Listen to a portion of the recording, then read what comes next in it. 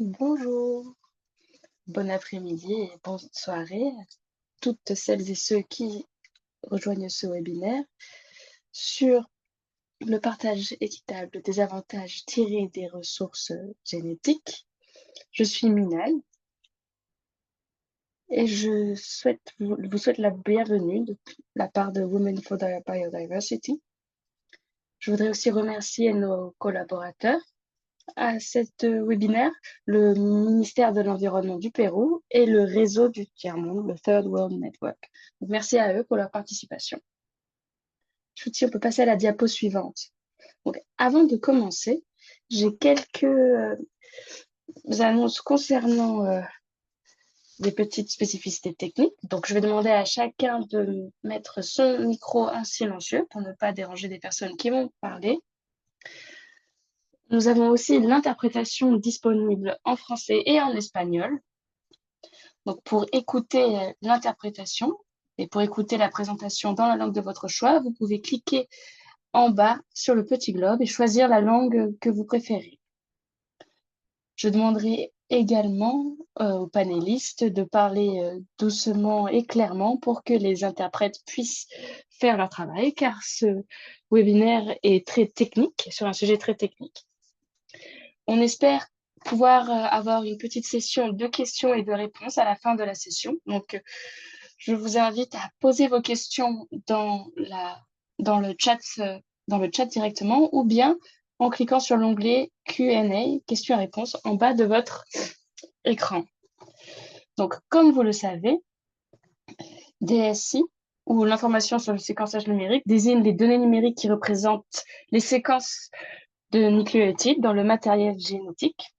Pour le dire plus simplement, il s'agit de la forme numérique de l'information génétique qui est contenue dans l'ADN, l'ARN ou d'autres ressources génétiques. Ces informations peuvent être utilisées dans diverses applications scientifiques et biotechnologiques, telles que la recherche sur la biodiversité, la conservation, le développement de nouveaux médicaments et de nouvelles thérapies, l'amélioration de l'agriculture, le développement des cultures, ainsi que d'autres processus de biotechnologie industrielle. Donc, on sait que la CVD et le protocole de Nagoya ont fourni le cadre juridique pour l'accès aux ressources génétiques et le partage juste et équitable des bénéfices qui découlent de leur utilisation. Donc, les premières délibérations sur le rôle de plus en plus important de l'information sur le séquençage numérique, sur les séquences numériques, ont commencé lors de la 13e conférence des parties en 2016. À ce moment-là, la concentration des discussions était sur garantir que les avantages dérivés des ressources génétiques étaient partagés de façon juste et équitable. À cette fin, il a été décidé lors de la 15e réunion de la conférence à la CDB en 2022 d'établir un mécanisme multilatéral pour le partage des avantages qui découlent de l'utilisation des séquences numériques. Il a aussi été décidé de mettre en place un processus juste, transparent, inclusif, participatif et limité dans le temps afin de poursuivre le développement et la mise en œuvre de ce mécanisme. Ensuite, après des longues discussions au sein des intercessions, le fonds de Cali a été lancé en tant que mécanisme financier mondial dans le cadre du mécanisme multilatéral pour soutenir la conservation de la biodiversité et garantir un partage équitable des avantages découlant de l'utilisation des ressources génétiques. Donc, bien que la contribution a été vue comme un changement majeur, il reste quand même des questions en suspens, notamment le manque de clarté des mécanismes de contribution des utilisateurs, des incertitudes juridiques dues à la diversité des politiques nationales et le risque d'exemption pour certains utilisateurs, ce qui pourrait nuire à d'autres régimes de partage des avantages. Donc, il faut rester attentif et garantir que ces sujets-là soient également pris en compte.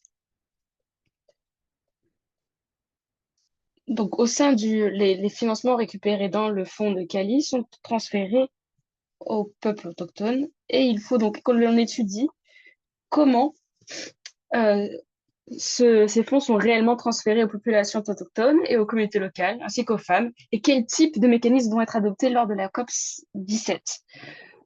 Donc, ce séminaire en ligne a pour but d'examiner les décisions prises à Cali et d'aborder les questions suivantes. L'importance de la décision relative au DSI et comment est-ce qu'elle sera opérationnalisée, la relation entre le Fonds de Cali, les mécanismes multilatéraux et la législation nationale actuelle avec les cadres politiques, et le potentiel de ces décisions, ce qui a bénéficié ou a affecté pour la réalisation de la cible 23, avec une attention particulière aux besoins des femmes et des filles.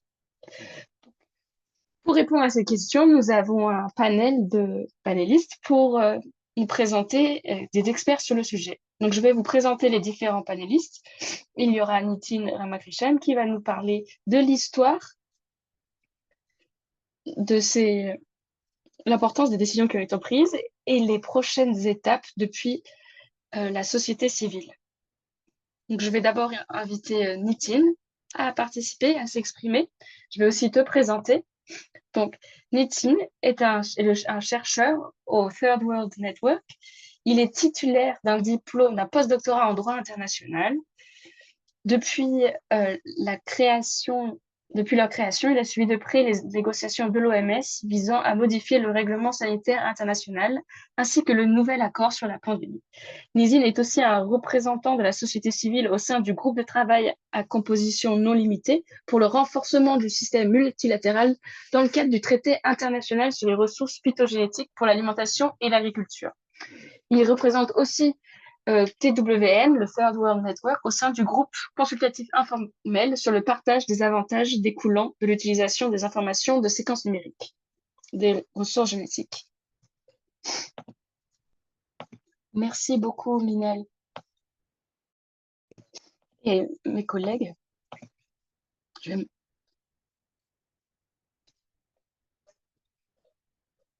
vais essayer d'être aussi bref que possible. Et je vais présenter une histoire des négociations et vers où nous nous rendons.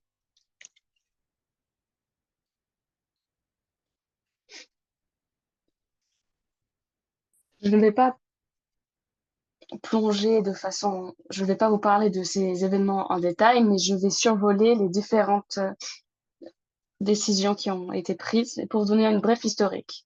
Donc, lors de la COP 16, il a été décidé de considérer, lors de la 4e COP, toutes les incidences potentielles de l'utilisation des informations de séquençage numérique sur les ressources génétiques pour les 3 objectifs de la Convention. Lors de la COP 14, il a été décidé d'établir un processus fondé sur la science et une politique en matière d'information sur le séquençage numérique et de créer un groupe spécial d'experts techniques élargis.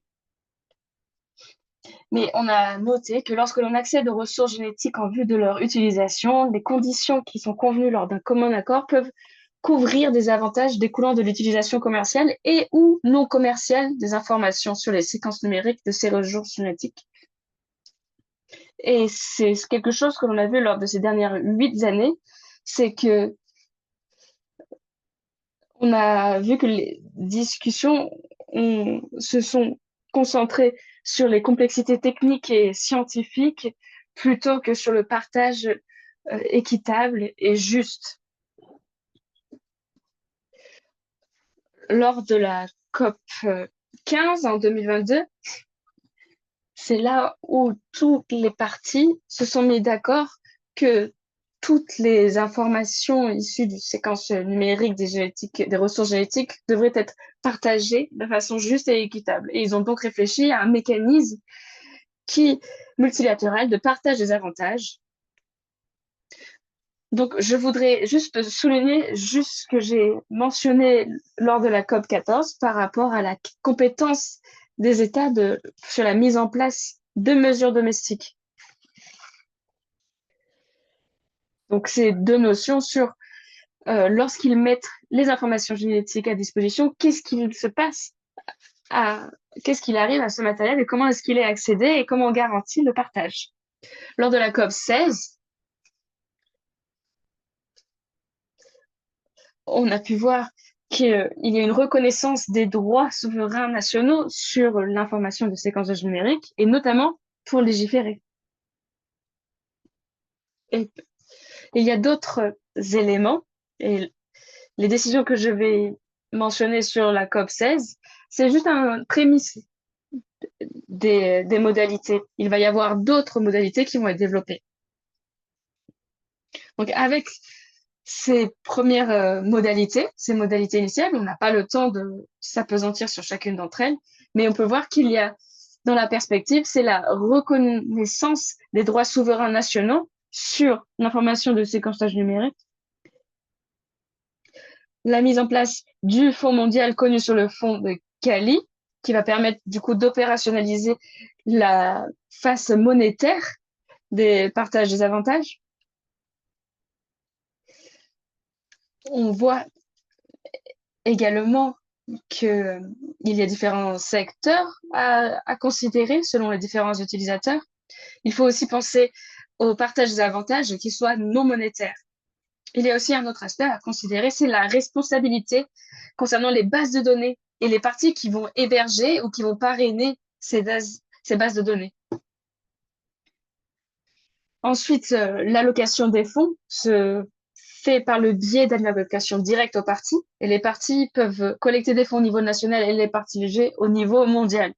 C'est les parties qui vont décider comment est-ce ces fonds vont être répartis, et le financement des projets qui sera un élément qui va rentrer en compte au moment de cette répartition.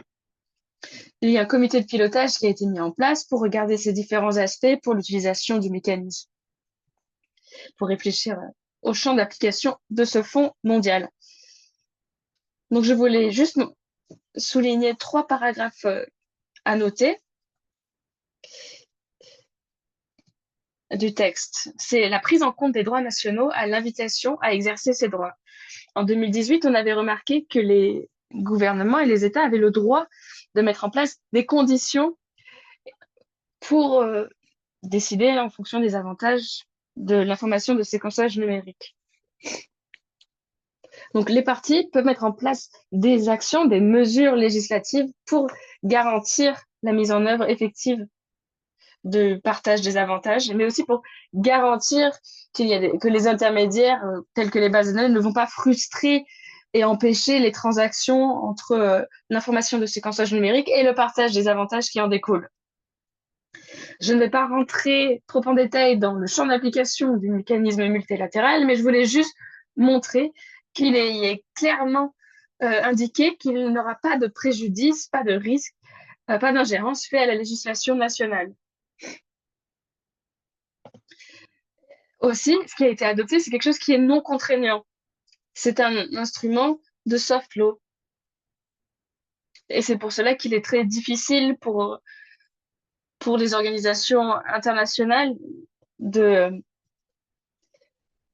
d'enlever, bien sûr, les droits au niveau national. Donc, c'est pour ça que les partis doivent être d'accord et cela ne va pas porter préjudice à leur législation ou se porter à l'encontre des législations nationales. Donc, ce qu'il reste à décider, ce sont les modalités supplémentaires, les exceptions, réfléchir aux nouveaux outils, aux modèles, notamment les bases de données pour rendre les informations de séquençage numérique publiques de manière responsable et transparente. Réfléchir également au seuil et au taux de contribution des utilisateurs, la formule d'allocation des fonds. Les prochaines étapes et les préoccupations que l'on a en matière de justice environnementale et sociale, c'est que l'on voit que certains lobbies diffusent un discours erroné sur la gouvernabilité des données. Et c'est un problème important pour nous, parce qu'on a pu voir des questionnements sur comment est-ce que la donnée doit être diffusée et comment elle doit être conservée, pour garantir que l'usage soit fait de façon responsable. Une autre des préoccupations, c'est que les premiers rédacteurs originaires de pays en développement étaient parfaitement conscients du risque de voir les régimes de partage des bénéfices glisser vers une financiarisation des ressources génétiques. Mais la financiarisation, c'est pas quelque chose qui va être la seule façon d'adresser ces droits multilatéraux. Mais donc, le mécanisme multilatéral qui se concentre uniquement sur la contribution monétaire n'est rien d'autre qu'une financiarisation des ressources génétiques. C'est pour ça qu'il faut réfléchir aux aspects qui sont non monétaires. Et donc, si on pense aussi à l'idée que n'importe qui pourrait partager des informations de séquençage numérique de manière anonyme à qui il veut et que n'importe qui peut utiliser ces informations à n'importe quelle fin, tout ça en faisant juste une espèce de donation au Fonds mondial de Cali, tout ça reste aussi dans une idée pure et simple de financiarisation des ressources génétiques et ce n'est pas l'objectif qui est cherché par cela. Et donc, il est important de penser également aux avantages qui ne soient pas monétaires. Et donc, c'est pour ça qu'il va falloir réfléchir à ce que l'on va mettre au sein de ces bases de données afin de protéger l'usage. Une autre préoccupation, c'est que l'on voit que l'un des articles de la CVD indique qu'il faut faire un usage raisonnable de ces génétiques ressources. Et donc, c'est quelque chose qu'il va falloir réfléchir davantage. Un des objectifs de la CDV, c'est aussi l'accès et l'utilisation durable de ces avantages. Notre deuxième préoccupation, c'est l'idée que des mesures non contraignantes de partage des avantages pourraient compromettre de manière significative le partage des avantages non monétaires, tels que l'accès aux médecines. Le fait de mettre de l'argent dans ce fonds ne garantit pas pour autant qu'on aura un partage des avantages qui soient non monétaires. Donc, c'est vraiment une préoccupation importante. Parce que si vous pouvez voir les deux photos qui sont mises sur la diapositive, vous pouvez voir que cela parle de composés basés sur les plantes anti-cancer et donc la valeur médicale est si élevée, si importante, que l'importance de mettre en place d'un partage des avantages non monétaires est vraiment cruciale. Si vous pouvez voir la photo en arrière-plan, vous pouvez voir que faux milliards de personnes dépendent des médecines naturelles pour leur santé. Et donc, c'est là où on peut voir l'importance de mettre en avant les avantages et le partage des avantages non monétaires.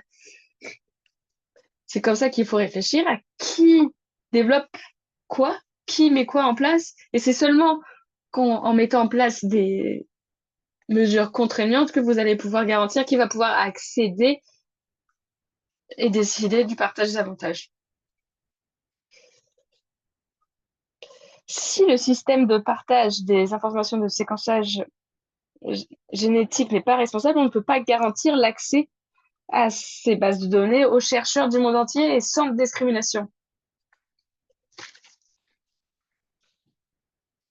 Vous pouvez voir que la Chine a été bannie de ces bases de données. Vous pouvez voir, il y a d'autres pays comme l'Iran suite à l'arrivée de Trump. Et ce n'est pas que Trump, il y avait aussi Joe Biden qui a aussi banni des chercheurs de différents pays à ces ressources importantes. Donc c'est aussi une autre préoccupation qui est très importante. Donc là, on passe à la dernière slide. Quelles sont les questions qui nous sont posées maintenant? Qu'est-ce qui a empêché? On doit réfléchir à vouloir garantir de la certitude et de la garantie pour le partage des avantages de l'utilisation des informations de séquences numériques. Si on ne veut pas, il ne faut pas forcément mettre en place un accord contraignant.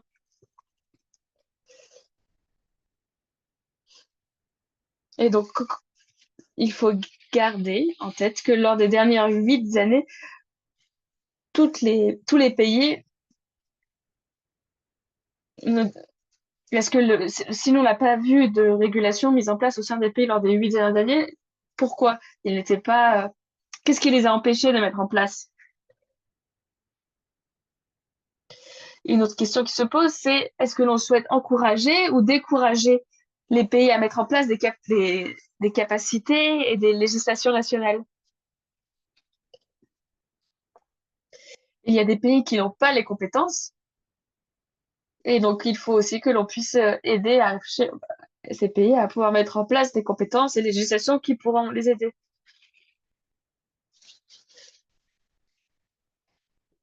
qui est important aussi à considérer, c'est qu'il ne faut pas que on ne peut pas donner nos ressources, nos données génétiques sur une base de données qui serait accessible à n'importe qui. Donc, est-ce que l'on peut mettre en place des systèmes de suivi et de surveillance? Et est-ce que l'on peut aussi obtenir une participation, transparence à cette consultation d'utilisation des données d'information de séquençage numérique? Merci beaucoup. Merci beaucoup, Nétine. Tu as respecté le temps imparti. Euh, Et je voulais également te remercier d'avoir expliqué les différentes décisions et aussi d'avoir présenté ce qui va se passer dans les années à venir. Et merci d'avoir souligné les différentes préoccupations que tu as partagées, notamment le partage des données, l'importance des avantages non monétaires et comment est-ce que nous, on pourrait garantir que l'accès juste et équitable soit respecté. Et non seulement nos gouvernements, mais nous aussi. Et merci d'avoir également souligné les différentes questions que nous devons poser, que devons nous poser également pour aller de l'avant. Merci beaucoup, Nétine. Et j'espère que tu vas recevoir des questions des personnes participants. On va maintenant passer à au prochain présentateur. C'est David Garot. Il est le directeur de la direction des ressources génétiques et de la biodiversité au ministère de l'Environnement du gouvernement du Pérou. Il est biologiste spécialisé dans les biotechnologies et la biosécurité. Il a élaboré des lignes directrices, des régulations, des protocoles pour l'utilisation des OGM. Il est également un expert de l'accès et du partage des avantages. Et en dehors de cela, il est également le membre fondateur de l'association péruvienne des journalistes et des communicateurs scientifiques. Il va nous partager aujourd'hui les décisions qui ont été prises sur l'information de séquençage numérique au sein des lois et des régulations mises en place au Pérou. Merci beaucoup. Je vais faire ma présentation. Je vais partager mes diapositives.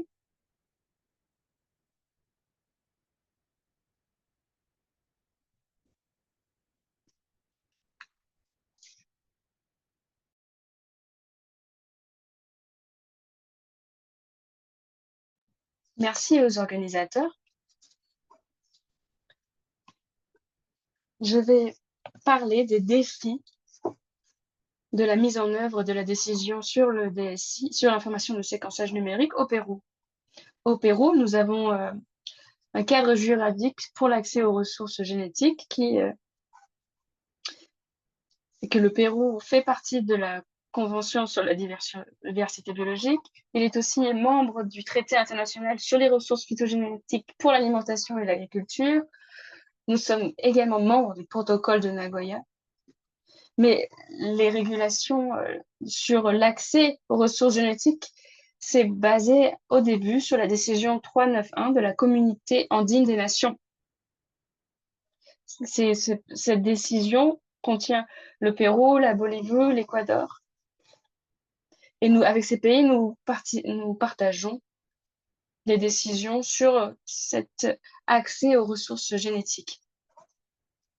Sur la base de cette décision de la communauté andine, nous avons validé en 2021 un règlement sur l'accès aux ressources génétiques. Il a été mis en œuvre en 2021 pour qu'il soit d'ailleurs plus opérationnel. Nous avons d'ailleurs une loi spécifique qui régule tout ce qui concerne la protection des connaissances traditionnelles associées aux ressources biologiques. Comme vous pouvez le voir, dans la législation, nous avons au sein du pays qui prend en compte non seulement les particularités vernaculaires, mais aussi le cadre juridique international. Et tout cela est bien sûr fondé sur le consentement préalable sur le et les conditions convenues d'un commun accord. Pour mettre en œuvre les différents contrats et les différents cadres pour l'accès aux ressources génétiques, nous comptons sur différents services. Au sein du ministère de l'Environnement, nous avons le Service national des forêts et de la faune qui surveille tout ce qui concerne les ressources génétiques, la flore et les dérivés de la faune, mais en dehors des aires naturelles protégées. Les ressources génétiques qui sont dans les aires naturelles protégées sont plutôt gouvernées par le Service national des espaces naturels protégés par l'État. Les ressources génétiques de l'agriculture. En ce qui concerne les ressources hydrobiologiques, nous comptons sur le ministère de la Production, en incluant cette fois-ci les espaces naturels protégés. Donc, cette façon de fonctionner, ce cadre juridique que nous avons pour gérer l'accès aux ressources génétiques, permet de guider les utilisateurs lorsqu'ils nous sollicitent pour faire leur contrat concernant les ressources génétiques. En ce qui concerne le ministère de l'Environnement que je représente, nous sommes chargés de publier des dispositions transsectorielles pour l'accès aux ressources génétiques et à leurs dérivés. Nous sommes aussi le point focal national du protocole de Nagoya.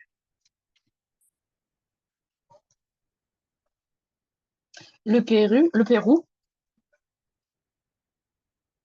dans le cadre de la biodiversité mondiale, nous comptons sur deux objectifs particuliers, deux cibles particulières qui concernent l'accès aux ressources génétiques.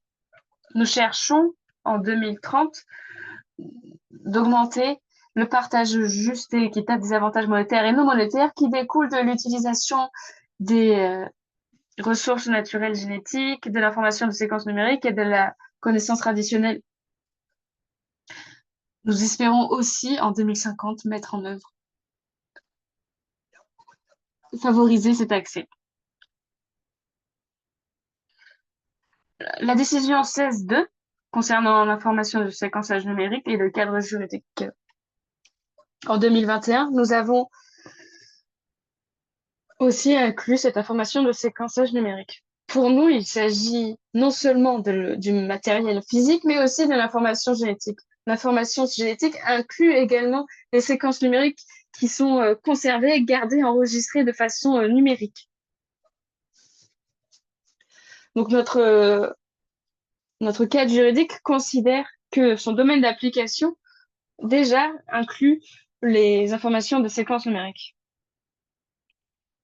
L'un des défis que nous avons, c'est concernant cette information de séquençage numérique de la CDB, nous doit prendre en compte nous avons un défi ici parce qu'il nous faut des capacités techniques et des procédures spécifiques pour réglementer l'accès à l'information de séquençage numérique. Ce qui est bien différent que restreindre l'accès au matériel physique et tangible. Un autre défi que nous donne cette décision CS2 est le suivant.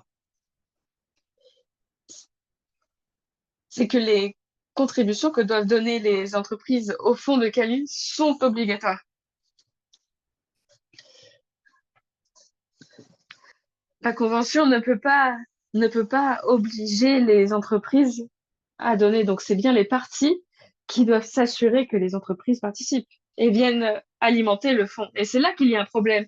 C'est parce que là que les parties ont un défi, c'est que les parties doivent encourager les utilisateurs de l'information de séquençage numérique et ceux qui en tirent des avantages monétaires contribuent à ce fonds. Et pour cela, il faut que l'on étudie quel va être le mécanisme qui va garantir qu'il y ait des contributions à ce fonds. Cela peut se penser à travers un impôt, mais cela implique un grand changement dans le pays et une discussion au niveau économique, ce qui est très complexe. Beaucoup de pays ne sont pas très favorables à la mise en place d'impôts sur l'usage des ressources naturelles. On pourrait penser à une sorte de royalty, mais donc voilà, il faut réfléchir à un mécanisme qui va pouvoir garantir que l'on contribue à ce fonds. Il y a des pays euh, en voie de développement où le niveau de l'inégalité est très élevé. Il faut bien sûr considérer la différence entre les pays du Nord et les pays du Sud. Il y a les pays du Mexique, la Colombie, la Colombie. Nous sommes des pays qui sont très divers. Nous avons également des limitations au niveau technologique et au niveau des ressources humaines.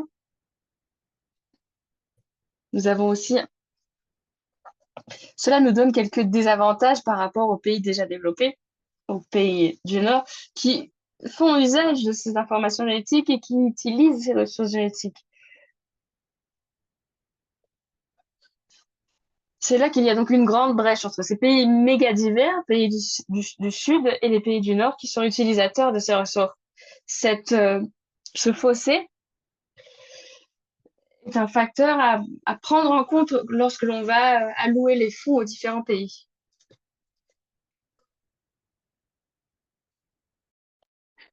Autre point très important, c'est que enfin, cette base de données exige certaines informations pour les personnes qui souhaitent euh,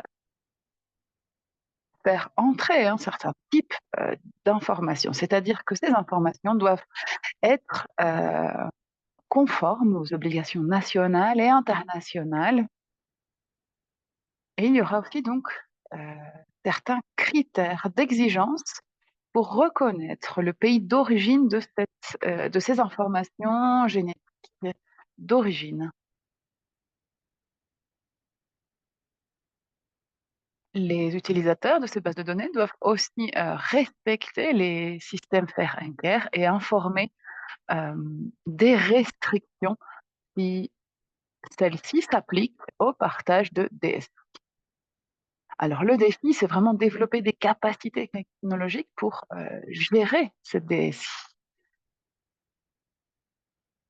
La partie la plus complexe, c'est toujours donc le suivi et la régulation euh, de leur utilisation. Il n'y a pas pour l'instant de suivi sur qui accède et qui utilise ces DSI. Pour garantir une contribution adéquate au fonds de Tali, il sera donc important aussi de développer ses capacités pour que véritablement ce fonds soit en faveur de la biodiversité. Et enfin, un autre défi, hein, c'est mettre en œuvre un système adéquat dans notre pays pour capter ces fonds.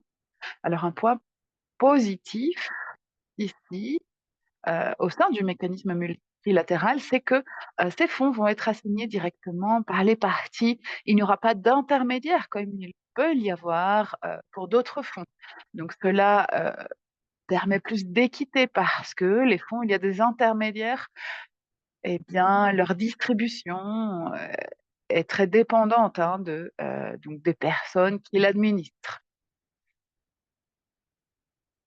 Et bien entendu, dans la majeure partie des fonds, ce sont les pays du Nord qui ont le plus de voix parce que ils participent à plus haute,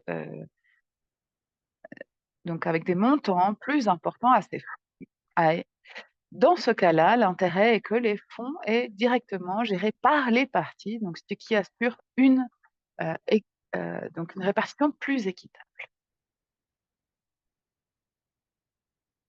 Toutefois, lorsque les fonds sont administrés par les gouvernements, il est difficile de faire un suivi et difficile de savoir si, en effet, ces fonds sont utilisés pour la conservation de la biodiversité. Donc, il est possible de trouver certaines organisations, certaines partenaires qui vont gérer ces fonds, mais bien entendu, ils vont aussi prendre une part pour ce travail. Donc, pour nous, c'est tout un défi de voir comment capter ces fonds et comment les utiliser de la meilleure des manières. Parce qu'il faut bien se rappeler que la moitié de ce fonds doit aller directement aux nécessités des peuples autochtones et communautés locales, y compris donc les femmes et les jeunes. Merci beaucoup de votre attention. Merci beaucoup, David, pour ce partage et pour vraiment souligner la complexité pour les parties du Sud global, donc de faire cette gestion gestion et ce captage des fonds, ainsi que l'accès à celui-ci. Même si il y a des efforts pour réguler l'accès au DSI, c'est toujours, hein, un thème très complexe.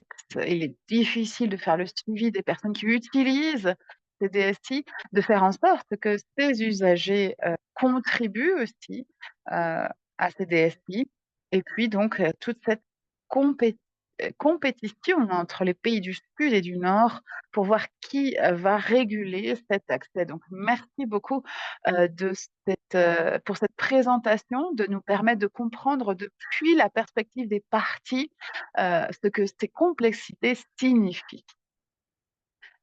Nous voyons bien ici, les défis, hein, très importants, et l'importance donc de l'élaboration de ces systèmes.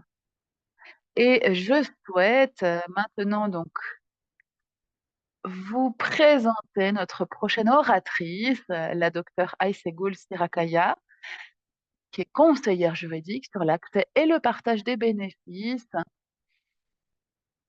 Elle travaille, donc à l'accès au partage des bénéfices. Elle a également un doctorat, en un en loi, européenne et donc elle travaille dans plusieurs universités et enseigne, hein, donc les, normes, liées, au partage des bénéfices.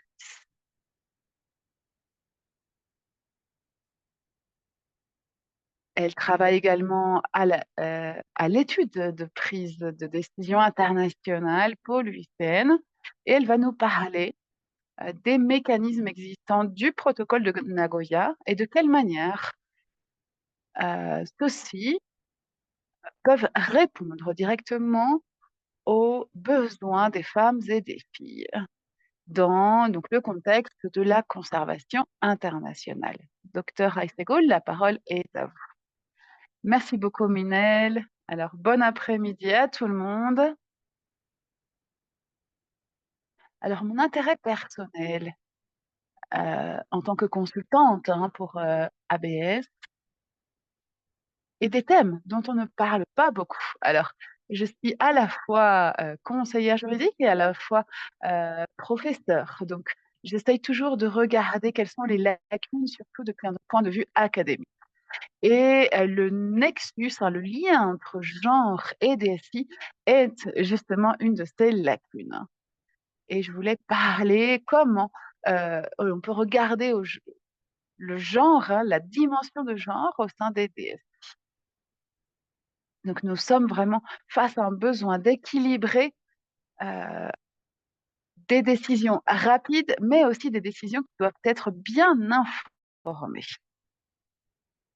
et que je garde à l'esprit l'impact global de ces technologies.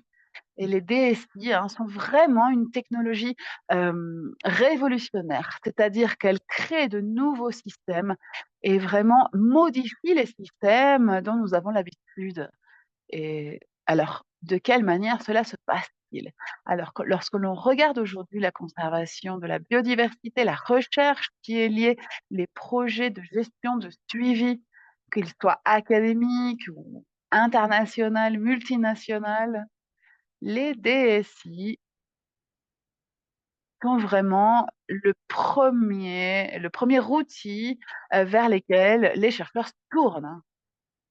On commence à regarder les bases de données pour générer plus d'informations et de données et c'est la manière dont la recherche et le développement commencent lorsque l'on parle aujourd'hui de biodiversité. Donc les DSI ont vraiment, transformé, hein, cette recherche et toute innovation qui a un impact aussi fort a des conséquences, heu, à tous les niveaux. Donc toutes les technologies qui créent de nouveaux systèmes d'application, qui s'intègrent à des systèmes déjà existants, doivent véritablement, heu, attirer notre attention. Nous devons réfléchir de manière beaucoup plus holistique, réfléchir de manière systémique. Et cela fait aussi partie intégrante du cadre de biodiversité de Kunming-Montréal. Et ce cadre s'articule autour de la théorie du changement et souligne la nécessité d'une action politique urgente grâce à une approche globale de la société.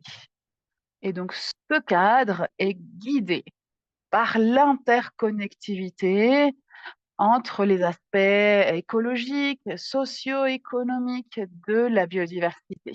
Et donc cette approche interconnectée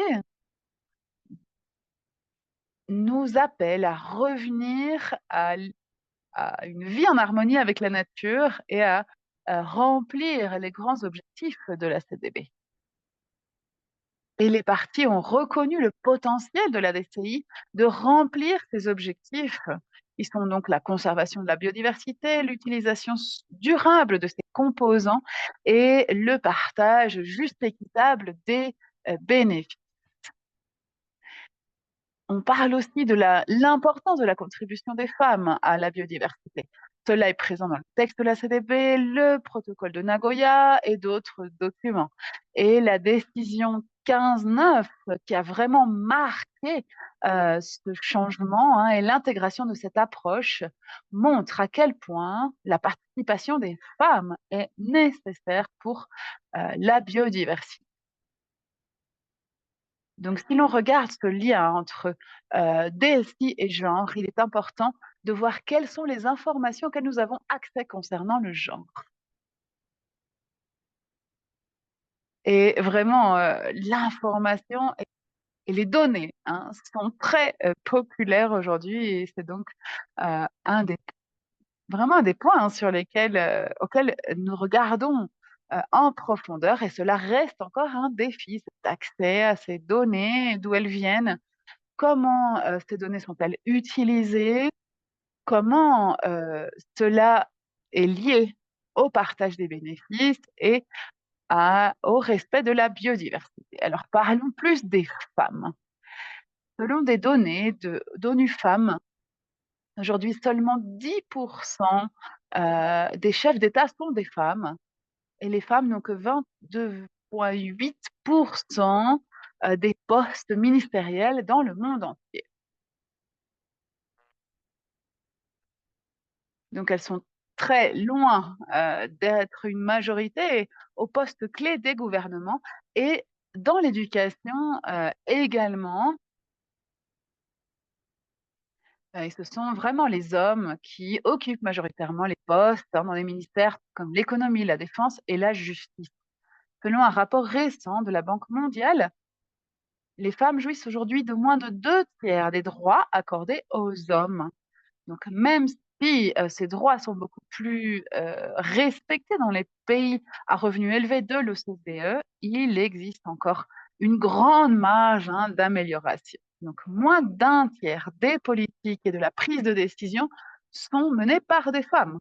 Et en résumé, donc, les femmes sont encore loin de jouir des mêmes droits que les hommes. Alors, regardons maintenant les femmes dans la science et l'innovation. Parce que donc si les DSI impactent autant les femmes, elles devraient aussi pouvoir entrer dans la prise de décision. Alors, il existe toujours un fossé très important entre les femmes et la science. Selon des données de l'UNESCO, environ un chercheur sur 3 est une femme. Et selon des études académiques,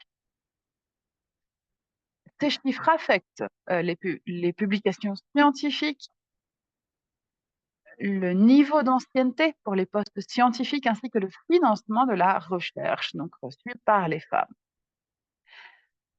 On voit encore à quel point les femmes sont encore laissées de côté. Et selon l'Organisation mondiale de la propriété intellectuelle, les femmes inventeurs ne sont à l'origine que de 23% des demandes de brevets dans le monde. Donc, on voit ici de nombreuses tendances qui se répètent dans différents espaces. Donc, ce qui se passe dans la politique se passe aussi dans la science et l'innovation. Alors, quelle est la place des femmes dans la conservation de la biodiversité? Les femmes, encore une fois, sont largement sous-représentées. Alors, selon la littérature, c'est parce que la dépendance structurelle des processus de protection de la biodiversité ne permettent pas aux femmes d'entrer dans ces processus. Donc, il est nécessaire d'avoir des réponses qui tiennent en compte de la dimension de genre. Des études montrent qu'une représentation plus équitable des femmes permet un partage plus équitable des bénéfices. Et pour certains chercheurs, les femmes passent beaucoup plus de temps que les hommes à la gestion des ressources naturelles. Toutefois, leur participation à la prise de décision ne représente pas ce temps. Elles n'ont pas forcément accès à l'information, à l'éducation et surtout à la propriété foncière. Alors, les femmes dans la conservation, cela ne veut pas seulement dire les femmes qui conservent la biodiversité, mais aussi les carrières professionnelles des femmes. En général, les femmes occupent des postes beaucoup plus administratifs. En général, ce sont les hommes qui ont la priorité sur des postes concernant le leadership, la prise de risque, etc. Donc, que faire avec ces données? Alors, revenons au cadre mondial et voir ce qu'il nous dit concernant l'intégration du genre, l'équité de genre et les DS. Nous avons donc l'ACDB, le cadre mondial, le protocole de Nagoya et les décisions de la COP pertinentes, ainsi que les termes de référence euh, des groupes de travail, dont donc le groupe ad hoc. Alors, dans tous ces documents, au sein de tous ces organes, il y a une mention qui est faite constamment de l'importance des femmes dans la protection de la biodiversité. On voit cela dans des provisions des groupes de travail, dans les plans d'action, etc. Donc, on voit que le langage intègre la femme. La cible 22 et section C du cadre mondial demande de regarder les cibles de manière holistique et d'intégrer la dimension de genre dans toutes ces cibles. Et c'est ce dont nous avons besoin pour une mise en œuvre efficace du cadre pour les DSI. Dans son préambule également, le cadre mondial parle du rôle important des femmes et parle de l'intégration des femmes à tous les niveaux de la prise de décision dans la conservation de la biodiversité. La même chose se reproduit à l'article 22, à la cible 22. On parle des priorités pour les femmes, du renforcement de leurs capacités, surtout dans les peuples autochtones et communautés locales. Dans la décision de la COP 16.2 concernant les DSI, nous voyons la reconnaissance de la contribution des femmes et des jeunes concernant l'allocation et la mobilisation des fonds pour faire respecter leurs droits. Si l'on regarde les termes de référence du fonds de Cali, nous voyons que le groupe d'experts techniques ad hoc a repris donc les critères de la décision 16.2.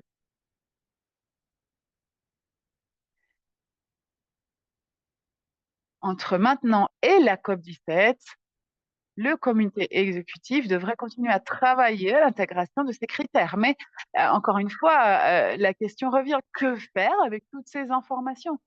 Comment opérationnaliser tout ce cadre? Donc la prise de décision est largement fondée sur des données.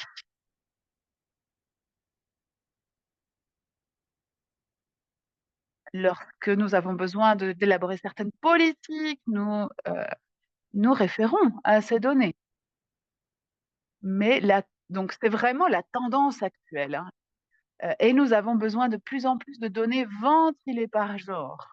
Cela permet de visibiliser les femmes et de montrer dans quelle mesure les femmes font partie de l'opérationnalisation des DSI et de voir aussi dans quelle mesure elles sont intégrées, sont prises en compte et sont usagères, non, des DSI.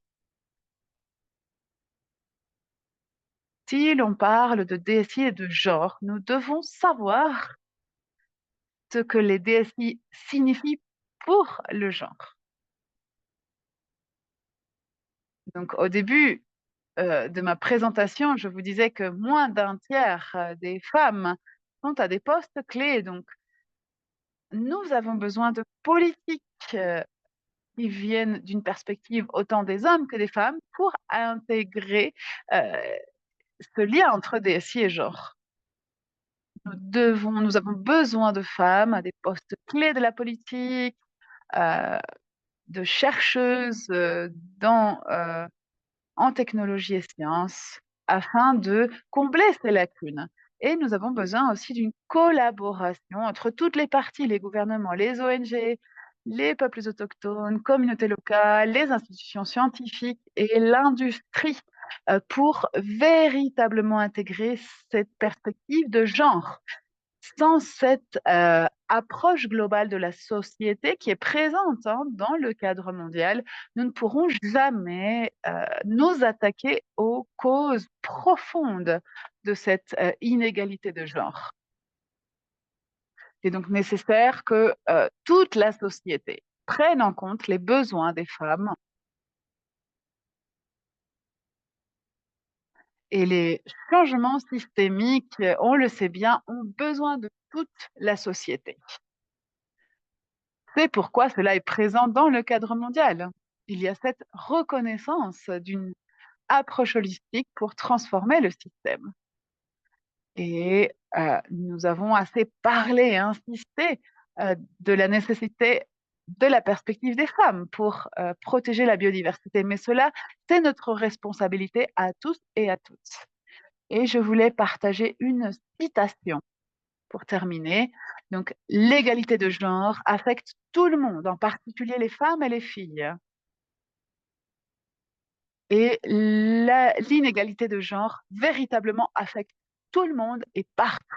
Nous sommes dans un monde profondément interconnecté. Les politiques d'un pays affectent les autres pays. Nous vivons dans une biosphère et toute décision dans ce monde vivant affecte le tout. Les femmes sont fortes, puissantes et résilientes. Mais nous avons besoin que le système reconnaisse cela et permette aux femmes de participer à tous les niveaux. On ne parle pas ici que d'inclusion des femmes, de véritablement une réforme du système.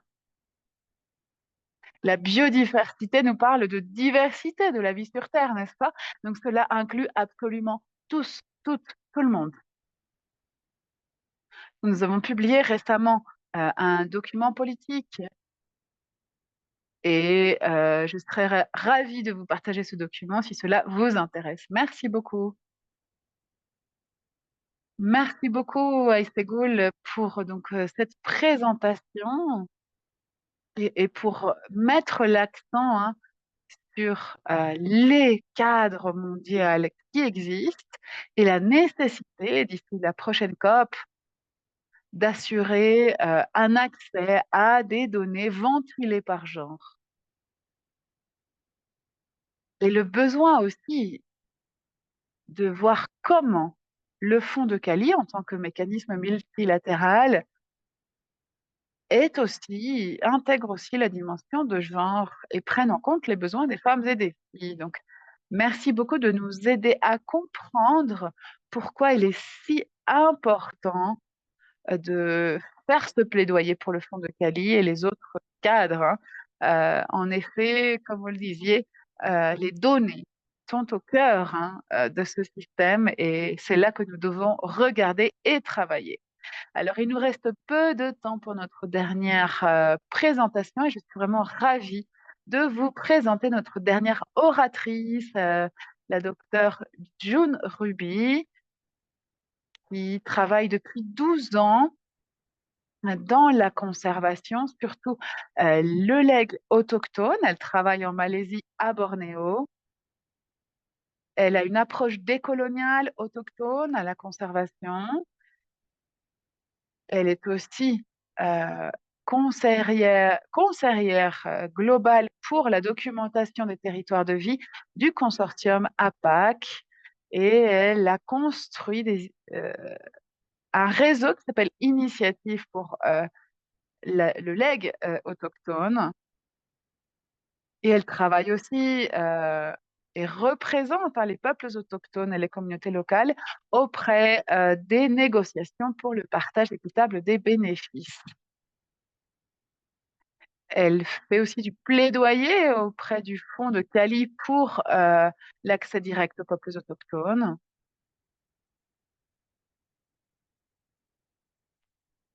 Et donc la parole est à vous, docteur John. Merci beaucoup, Mina. Bonjour tout le monde. Alors, avant de commencer,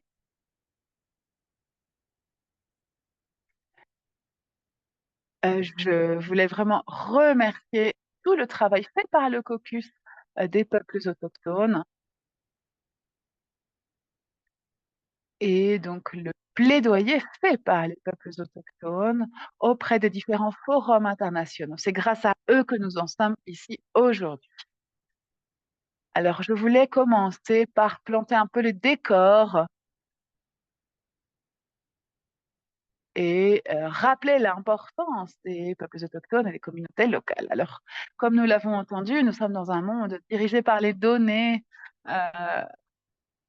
et les données deviennent une ressource. Il y a donc ici une transformation des données en matière première. Toutefois, pour les peuples autochtones, il s'agit d'un legs, d'un héritage culturel qui est très lié à la terre. Donc, lorsque les données sont sorties de ce contexte, elles deviennent une ressource liée à l'extraction.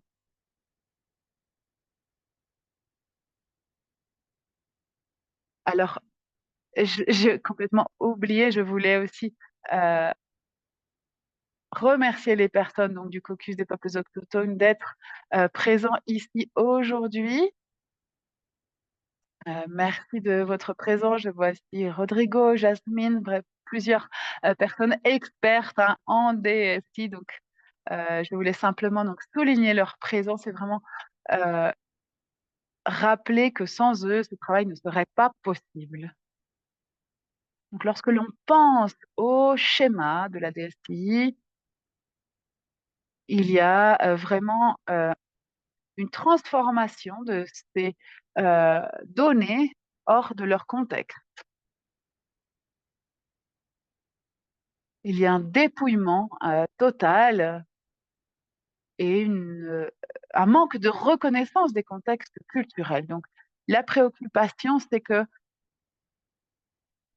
lorsque cela arrive, que ces données sont transformées en, en biens qui peuvent être vendus, achetés, il n'y a plus aucune considération pour les peuples autochtones.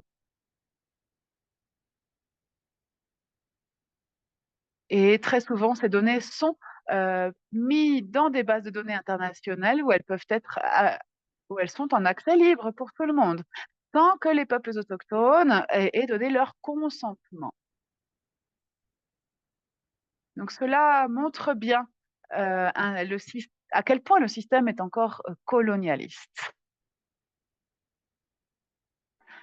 J'allais dire prochaine diapositive, mais je vois que c'est moi-même qui a le contrôle là-dessus. Donc lorsque l'on parle d'expansion, alors je voulais déjà remercier euh, les autres orateurs d'avoir parlé des législations nationales.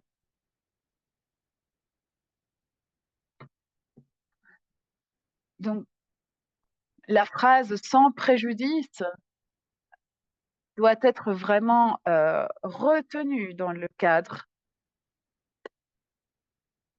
Il est nécessaire d'avoir un partage équitable des bénéfices et de prendre en compte les conditions de base, surtout lorsque les données ne sont pas accordées par tout le monde. Alors, je voulais parler également des risques liés au cadre des DSI et des lignées.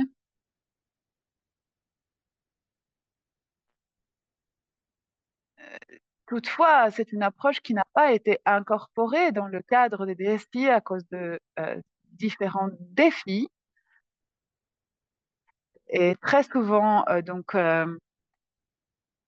il est difficile de faire le suivi d'où provient ces DSI. Et les DSI, parfois, ne sont pas liés à des ressources qui sont traçables.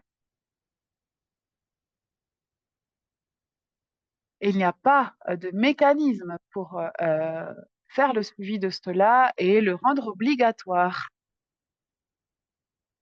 Donc, pour l'instant, vraiment, nous nous concentrons sur cette importance et comment nous pouvons ancrer la protection des données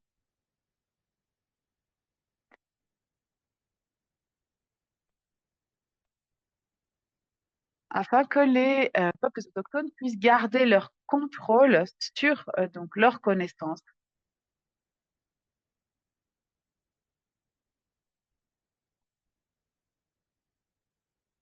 Et le protocole de Nagoya euh, essaye d'intégrer cela. Toutefois, il y a encore de grandes lacunes. Nous l'avons vu dans l'exemple du Pérou et la manière dont ils essayent d'aligner leurs lois, leur législation nationale. Mais très souvent, il y a une exclusion hein, des peuples autochtones et communautés locales. Et donc, ce détachement, hein, le lien est rompu entre les données numériques et la réalité des territoires.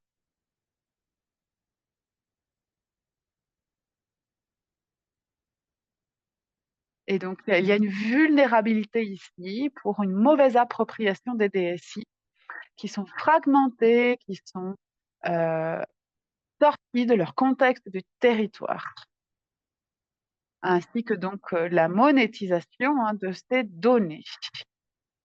Il y a très souvent des lacunes légales autour de cela qui ne permettent pas de faire un suivi et les entreprises peuvent utiliser les DSI comme des produits commercialisables sans avoir besoin de compenser les personnes qui ont maintenu euh, et gardé hein, ces connaissances.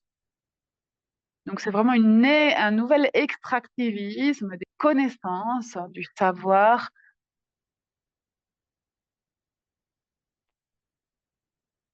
Et donc c'est aussi une opportunité ratée pour les peuples autochtones.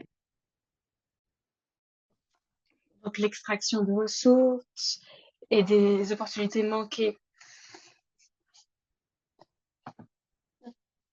Il y a, il y a des compagnies, des entreprises multinationales qui profitent des compagnies dans la biotech, dans la biogénétique, qui ont des technologies avancées pour profiter de ces ressources. Donc voilà des choses à considérer. Donc la décision du DSI lors de la CBD, la COP 15 de la CBD était importante. Il a joué un rôle important.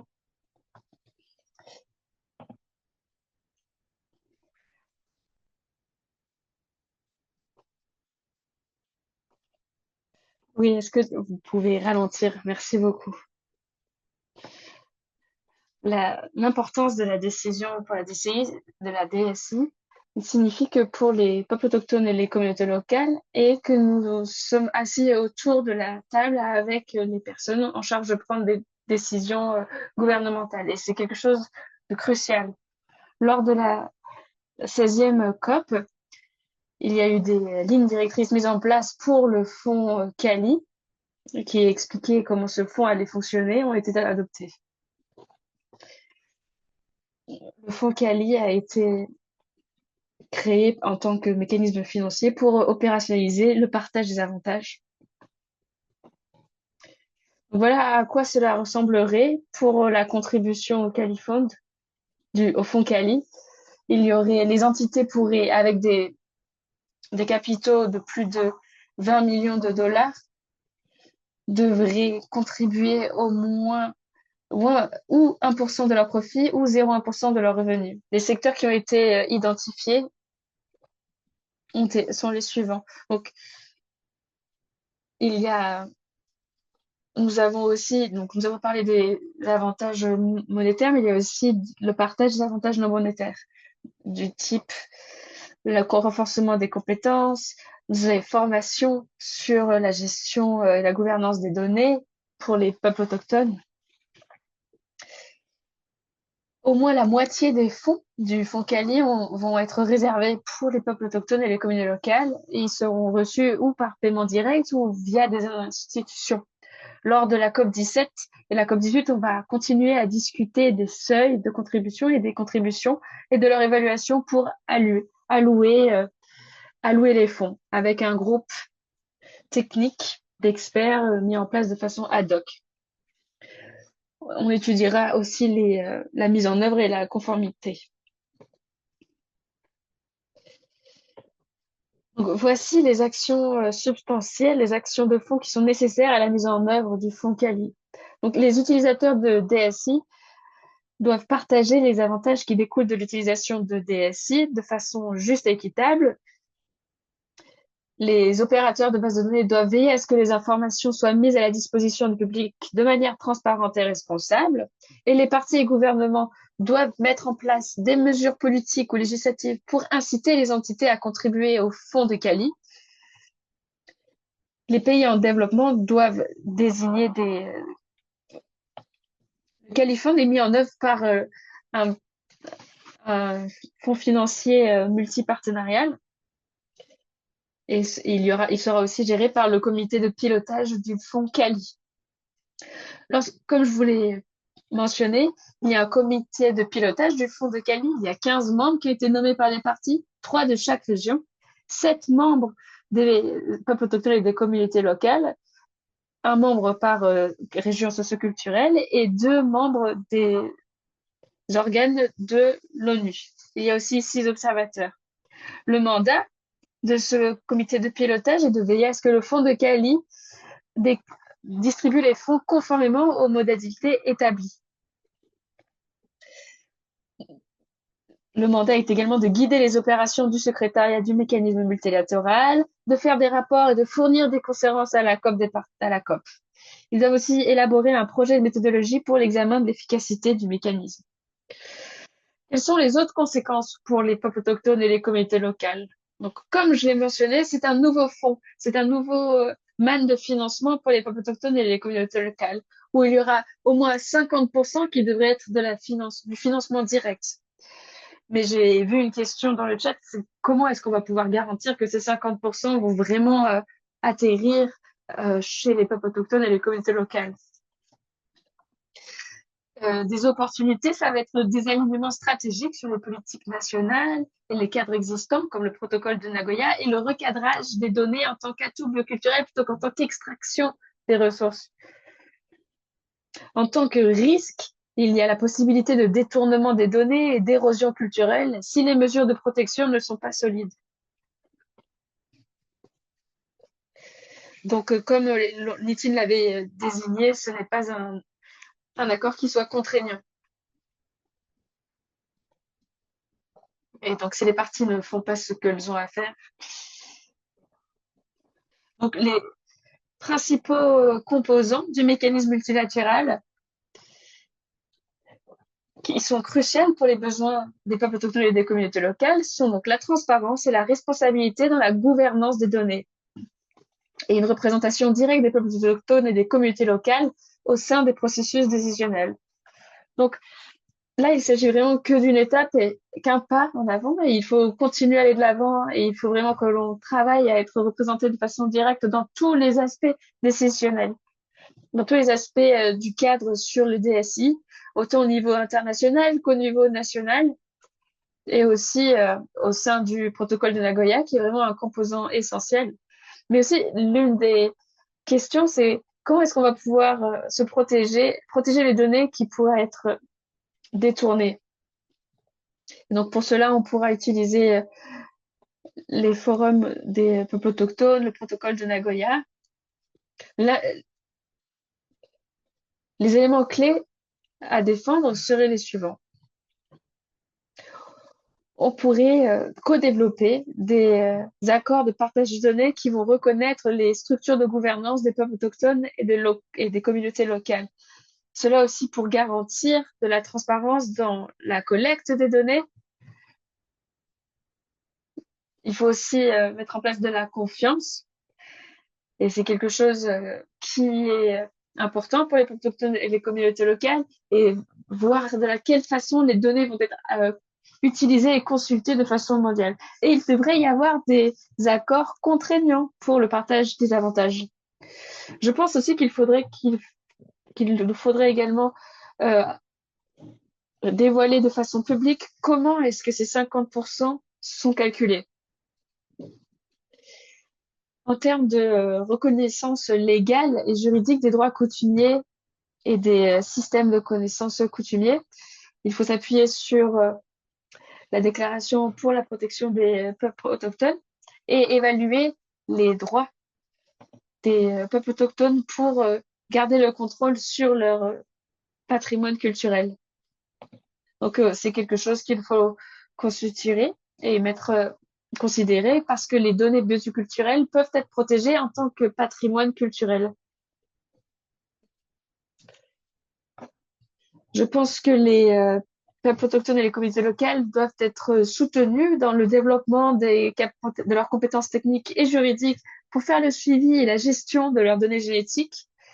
Et c'est intéressant aussi de ne pas se baser que sur des mécanismes de suivi intermédiaires. Des systèmes de suivi et de conformité sont aussi importants. Et il s'agit de mettre aussi en place des mécanismes de réclamation et de réparation des griefs pour permettre aux communautés autochtones et locales de signaler l'utilisation non autorisée ou abusive de leurs données. Il y a aussi, bien sûr, le consentement préalable informé et éclairé dans les données virtuelles et leur gouvernance, et notamment reconnaître le rôle crucial des femmes dans l'accès et le partage des avantages. Et on devrait également garantir leur participation pleine et effective. Il est aussi important pour participer de façon significative, c'est de maintenir des discussions comme celles que nous pouvons avoir. Donc, élaborer des protocoles spécifiques aux pays, aux régions et aux pays en voie de développement pour refléter les différents paysages culturels, écologiques et politiques. Et aussi, il est important de savoir qui est responsable, qui gère la gouvernance. Et donc, nous devons garantir que la possibilité aux peuples autochtones et aux communautés locales de pouvoir qu'ils soient visibles et qu'ils puissent influencer les décisions clés. Le consentement préalable, informé et éclairé doit être un principe fondateur dans la gouvernance. Il faut également reconnaître le rôle crucial des femmes. Récemment, j'étais à Canberra pour une conférence sur l'Alliance des données autochtones et les personnes présentes étaient notamment des pays anglophones, de Nouvelle-Zélande, Canada. Et j'ai pu voir que en Nouvelle-Zélande, il y avait beaucoup de travail mené sur la souveraineté et des travaux menés notamment sur comment empêcher la mésappropriation. Et il faut donc mettre également en place le renforcement des capacités et s'assurer que les peuples autochtones et les communautés locales aient les compétences légales et techniques pour suivre et gérer leurs propres ressources génétiques. Et mettre en place des protocoles pour gérer nos DSI. Et donc voilà, cet appel à l'action, c'est pour vous rappeler aussi que la donnée n'est pas neutre, c'est la façon dont nous utilisons les données. Et les données sont dynamique. Et j'ai bien aimé ce que Ségoul a mentionné sur une approche sociétale. Il est important que les peuples autochtones et les communautés locales soient pris en compte, soient considérés et qu'ils puissent travailler tous ensemble. Merci beaucoup.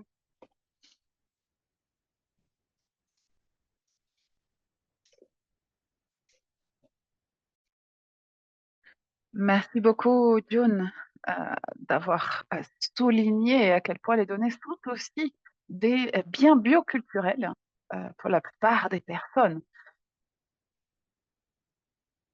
Tu as parlé des lignées, hein, de l'héritage, et la plupart des systèmes euh, sont dans des zones grises hum, concernant la légalité. Donc, merci d'avoir vraiment souligné toutes ces préoccupations. Alors là, nous voyons d'après toutes les présentations à quel point nous avons un travail immense qui nous attend pour assurer que toutes ces préoccupations qui ont été soulevées par nos orateurs et oratrices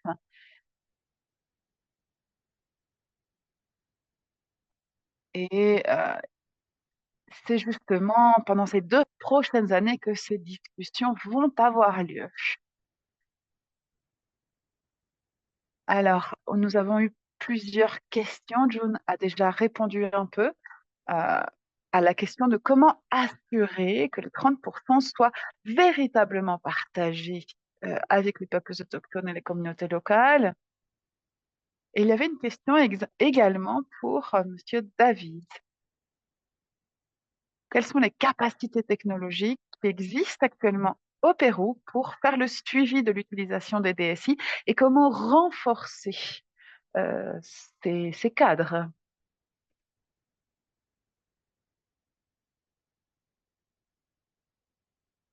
Alors, merci pour la question. Alors, actuellement, il y a suffisamment de cadres, de capacités surtout, hein, pour générer ces données, ces DSI. Et il y a des bases de données spécifiques pour cela, donc ici au Pérou. Le défi, c'est comment faire le suivi de l'accès et de l'utilisation de ces ressources qui très souvent sont dans des bases de données publiques. Et c'est là que nous avons besoin du renforcement de capacités, euh, principalement en termes de programmation pour générer des alertes, par exemple. Donc, nous pourrions intégrer certains outils technologiques pour donc créer ce type d'alerte lorsque, par exemple, il y a un téléchargement de données liées à une espèce en danger d'extinction, par exemple. Euh, Nous avons déjà des listes d'espèces prioritaires, hein.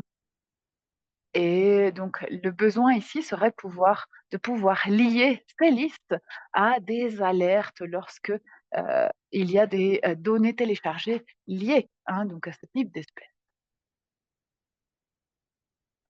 Nous avons donc besoin de renforcement des capacités pour les personnes qui gèrent ces bases de données publiques.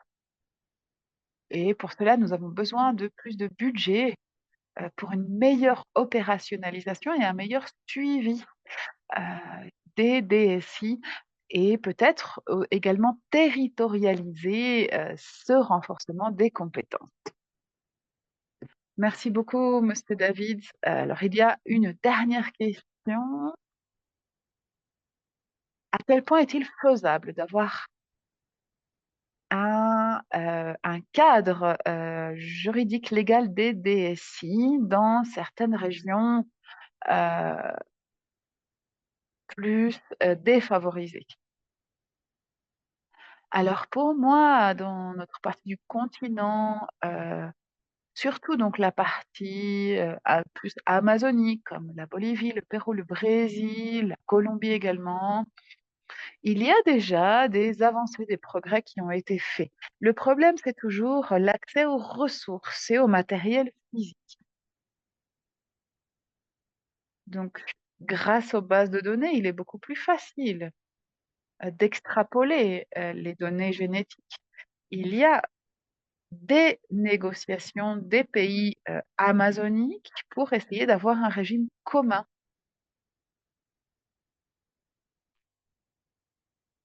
qui couvre donc l'utilisation des DSI dans des pays comme la Colombie, par exemple. En Colombie, il me semble qu'ils ont déjà un système de régulation et nous sommes en cours de discussion pour voir comment gérer ces données. Mais donc, il y a déjà une expérience en Amérique du Sud de ce type donc d'utilisation et de gestion hein, des données de séquençage numérique. Merci beaucoup, monsieur David. Je vois que Nitan, votre main est levée. Oui, très rapidement, concernant la première question sur les capacités technologiques, je voulais également souligner quelques points sur cette question. Nous travaillons à des bases de données multilatérales pour le partage hein, des DS. La CDB a proposé que les pays qui n'ont pas les ressources pour gérer leurs propres données, leur propre base de données, devraient recevoir hein, les instruments et les budgets nécessaires pour le faire. Et actuellement,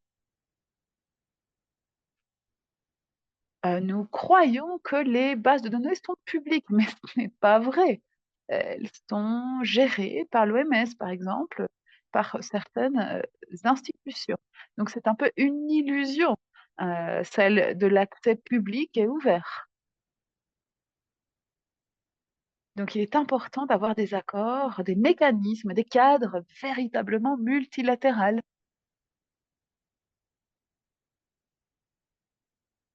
Et une idée pourrait être donc de fusionner certaines bases de données entre les parties. Et concernant le suivi de l'utilisation des DS, alors il y a toute une série hein, de questions pour répondre à cela. Il y a une grande disponibilité d'instruments, d'outils.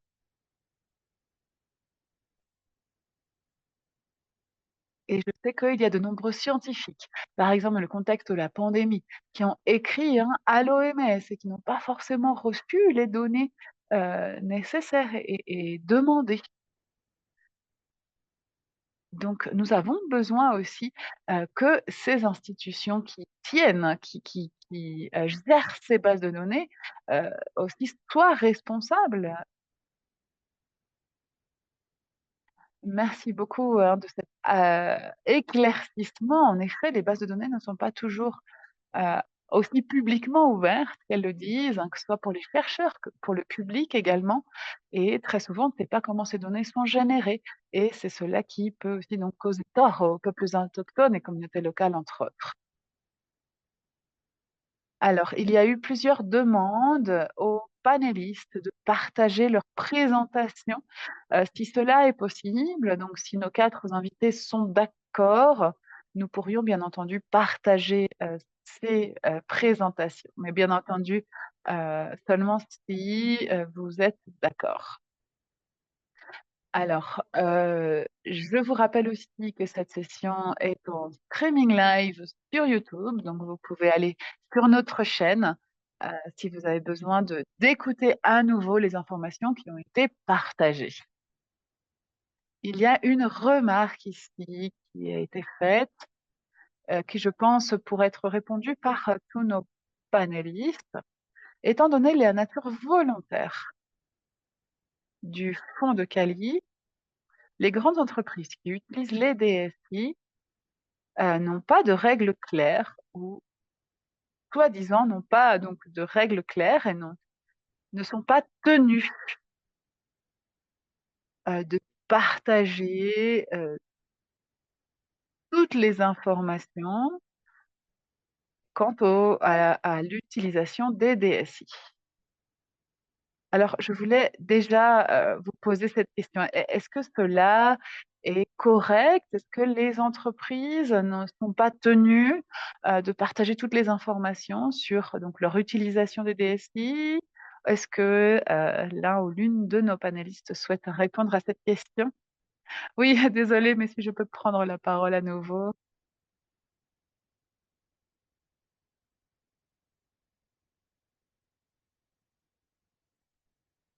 Alors, au paragraphe 1 de l'annexe du fonds de quali, les entreprises sont censées donc payer au fonds global si elles utilisent les DSI. En général, peu importe l'utilisation, et le scope, hein, sous laquelle donc cette utilisation est faite, les entreprises doivent payer, heu, à la personne à qui, appartient cette DSI. Il n'y a pas, de raison pour lesquelles les entreprises ne devraient pas donc payer, pour cet usage qu'elles font, peu importe les juridictions nationales. Hein, c'est vraiment la base de ce fonds, c'est des contributions pour cette utilisation.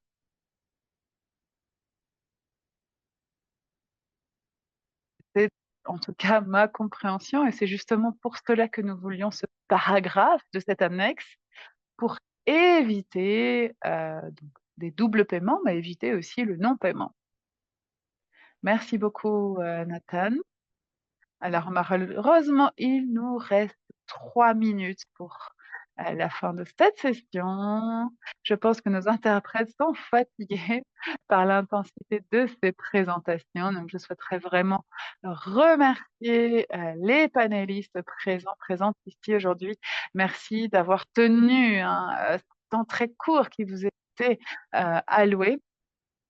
C'est en effet un thème, qui montre, que surgir de nombreux défis, de nombreuses préoccupations également. Nous espérons de continuer cette discussion dans les prochains mois. Et il y a tellement de composants différents, dans ce thème, hein. Nous avons essayé d'en choisir quelques-uns pour l'instant et il y a tellement de perspectives différentes, heu, que, très certainement, il y aura de nombreuses questions qui vont vous venir à l'esprit à la suite, de ces présentations. Alors il y a une question dans le chat ici qui vient d'être postée. En effet, c'est une question, très, profonde. Alors si quelqu'un souhaite répondre peut-être dans le chat.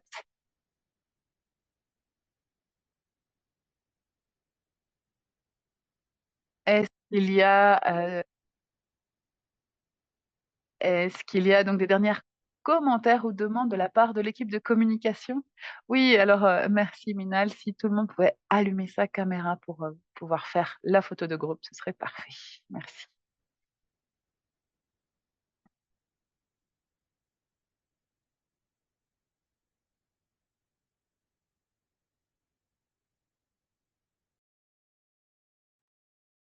Parfait, merci donc. À le à 3, nous allons tous sourire. Voilà, la photo est prise. Je vais en faire une autre au cas où. Merci, merci tout le monde. Merci à tout le monde, merci à nos collaborateurs, au Third World Network, au ministère de l'Environnement du Pérou et donc à tous nos présentateurs et présentatrices. Nous allons faire en sorte de partager les présentations soit sur notre site internet, soit sur notre chaîne YouTube pour que vous puissiez y avoir accès. Et comme je le disais, vous pouvez retourner sur notre chaîne YouTube pour visionner à nouveau ce webinaire. Merci donc à toutes les présentations, merci à nos interprètes et merci à toutes les personnes qui ont rendu possible ce webinaire et merci également pour vos questions si intéressantes. On se retrouve très bientôt pour, la suite. Merci beaucoup.